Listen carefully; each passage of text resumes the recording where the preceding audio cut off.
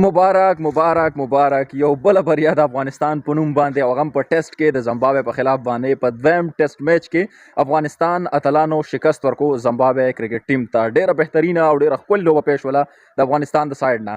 په دې سیریز کې دوه ټیسټ میچونه او اولنی ټیسټ میچ چونکې ډرا شو، په هغه کې افغانستان چې کوم بیټسمنان دي او که بالران دي، سپیشلی بیټسمنانو ډیره زیاته زبردست کارکردګي کړې وه او ډبل سنچرۍ پکې شوې د رحمت شاه سایډ نه هم او دې سره چې کوم دی د حشمت الله سایډ نه هم دوه ډبل سنچرۍ پکې شوې وې.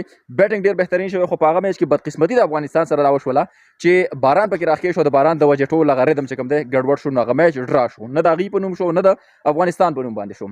په دویم ټیسټ میچ کې چې کله دغه شروع شو، نو په هغه کې هم د افغانستان د سایډ نه ګوره ډیره زیاته داسې لوبه وشوله چې مایوس کون لوبه وه او داسې لګېدله چې یاره دا میچ زمبابوے ګټلی شي. خو افغانستان چې کوم زبردست طریقې سره کم بیک وکړو، نو هغه د کتلو لایق دی او هغه د ستایلو وړ دی. افغانستان چې کوم دی پهله بیټینګ کړی او تقریبا 1.5 سل لګ بګ رنز یې کړي. افغانستان ټوټل ټیم اوټ شو. بیا چې کله هغوی راووتل، نو هغوی تقریبا 1.5 سل رنز لیډ واغستو، 1.5 سل نه غالبا 100 رنز غالبا لیډ یې واغستو. مطلب په افغانستان باندې 100 پلس رنز ور واړول. ښه د هغې نه پس چې کله د افغانستان بیټینګ راووتو په دویم انینګ کې، نو هغه 3.5 پلس رنز وکړه افغانستان.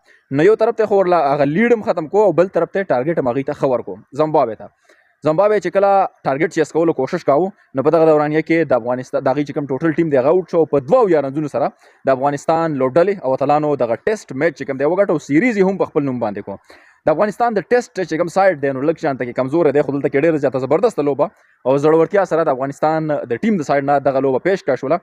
سیریز یې هم په خپل نوم باندې کو، دغه میچ یې هم په خپل نوم باندې کو.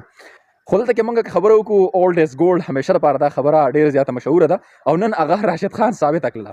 راشد خان د کمال بالینګ کړی دی. په اولني انینګ کې هم 4 وکټې غالبا 4 که 3 وکټې غلطۍ کوم، په دې کې سکور کارډ راسره مخې ته نشته دی، په یادو لګیا یم.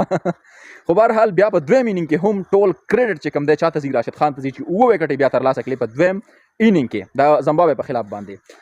پلیر اف د میچ، د دې میچ چې کوم پلیر دی هغه سهره چې کوم د غلاړه راشد خان ته کینګ ته، او د بیټینګ چې کوم پلیر اف د سیریز دی په هغه کې هغه سهره لاړه رحمت شاه ته، ځکه چې په 13 میچ کې هم ډېر آوټسټینډینګ ډبل سنچري کړې وه، په دې کې هم سنچري کړې وه په دې سیکنډ ټیسټ کې. نو ډېره زیاته آوټسټینډینګ لوبه د افغانستان د سایډ نه پیش کړې شوله. ټول افغانانو ته، ټولو پښتنو ته دغه ستره بریا، دغه غټه بریا د زمبابوے په خلاف په ټیسټ سیریز کې ډېره زیاته مبارکي. بهر راوتی وم، نو ورته ناست وم او چې فیسبوک مې کولاو کو، موبایل هم را سره ګډوډ شانته کې دی. نو ما ویل راشي چې ملګرو سره دغه نیوز او ډېر خو ټول به کتلي، خو ما چې ملګرو سره شامل کړو د پیتاوي ته ناست وم غرمو ته، دا زمونږ کلی دی. ما چې تاسو سره دا ویډیو د دې ځینې هم شریکه کړمه. کلي ته راغلی یم او انشاءالله کوشش کوم چې د کلي ویلاګ هم جوړ کړم، تاسو سره هم شریک کړم. خو زه ټولو ته یو ځل بیا مبارک وي. نوې ویډیو کې تر هغه وخته پورې ما بیا تاریخ شاته راکړئ اجازه. د الله په امان.